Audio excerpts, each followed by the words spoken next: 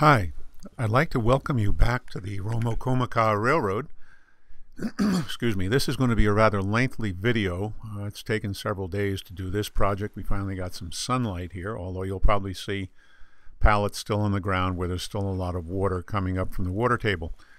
This is on enclosing the shed. As you can see, we've put shingles on. We've used fiberglass shingles. The vertical strips delineate the doors, so when the doors are open, not a problem. When they close, there's vertical strips of shingles to seal it. Here you see the back side of the train shed, and you can see the 5 storage tracks and the engine track. And we're now showing the back of it. This is the front end of it. We put the front portion on. This will be dressed up and will be sealed so to keep the critters out. Needless to say, you can see we've got a lot of leaves coming down. We hope to blow these down on Tuesday when it's still a little dry. Right there is the covered 5-way switch we try to protect. And this is showing from the base level. Those are candles in there because we also have a lot of mosquitoes. Here we've installed the upper storage track, which is effectively 40 feet long of aluminum rail. This will all be done by hand. There's no switching, there's no taking anything off of here other than by hand. You can see the wheel stops at the ends. This will allow us to store another 50 cars. And again, going down to the other end underneath, you can see the other tracks. We will also be doing a complete inventory of what's on these rails, and then we'll keep track of them.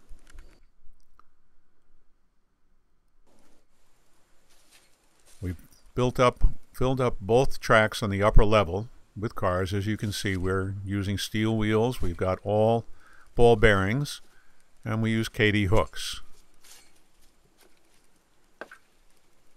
I have to say, though, these 2 cars right here don't have KDs. Those are what my kids love, my grandkids rather. But as you can see, we do have a mix of manufacturers, and we've stored these here just to get them up and out of the way. We've been collecting cars for quite a while, so you'll see a mix of older manufacturers and newer manufacturers.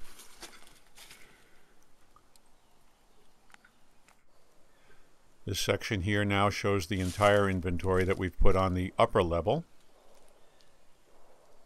We're getting ready to put on the high tension wire inside, which will be a discharge line, self-contained.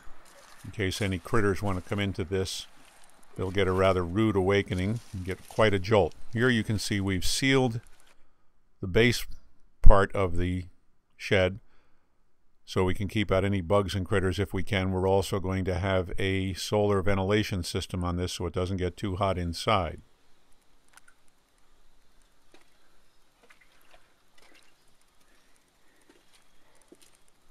We weren't too concerned about neatness, more about how it would work. Here's our candles again for our mosquitoes.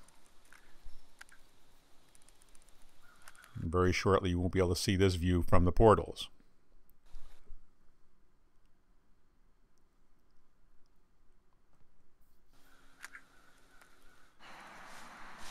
We're now starting to fill up the middle track of the regular storage off the 5-way switch. Again, inventory purposes, there'll be about 25 cars on each one of these rails, 25 to 27 cars depending upon how long they are. We're trying to keep them all together, and we're running down. Now we're going to step away and give you a wider view so that everybody can see that we haven't moved anything around to duplicate in terms of what we have. We're going to fill up the remaining 2 tracks.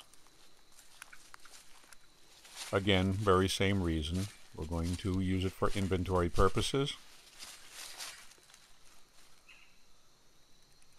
We're expecting rain on Wednesday, so hopefully this will be sealed. Here is the next row of cars on the bottom. We have 1 row of track left.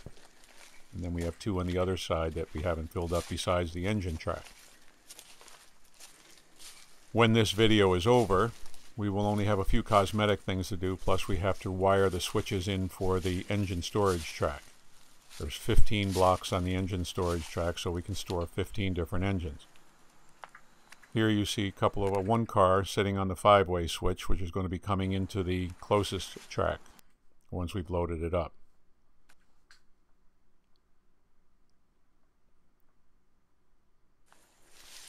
Here we've loaded up the closest rail. We have the covered hoppers. We're walking down again just to show what's here for an inventory purpose, but also to show you what this can look like. Now the tracks are on 5.5-inch centers, and the portals will allow for a full-length USA Trains Vistadome car to come in to the 5-way.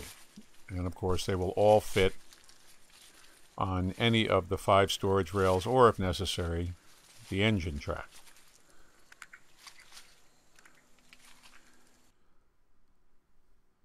Sunlight wasn't too good, but it's not the world's greatest video camera either. We're now getting ready to hook up the high tension wires, and they will run all around the shed.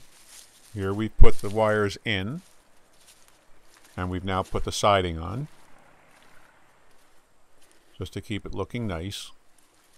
It's T111 siding, and we want to have it aesthetically pleasing.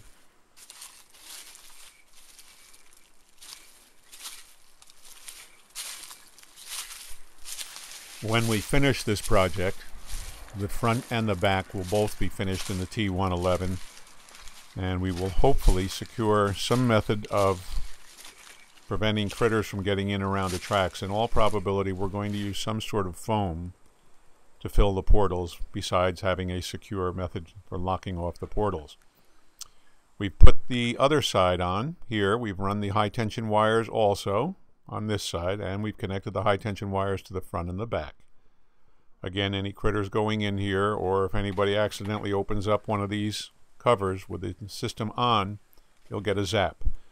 Here you can see how close the cars are. You're seeing 5 tracks filled with cars, and they're on 5.5-inch centers. It's a tight fit, but there's room for clearance, and we allow for them to pass by the 5-way switch. Here's an overall picture. We have all the doors open. We will be installing a solar-powered vent system. This fan will actually be at this end, and will suck air through the entire system, and we've also set up the side to allow for some air to come up from the sides. Needless to say, if you have any questions about this project, it has taken a while to do it, but I hope you've enjoyed this, and have a great day. Enjoy, G-Scale.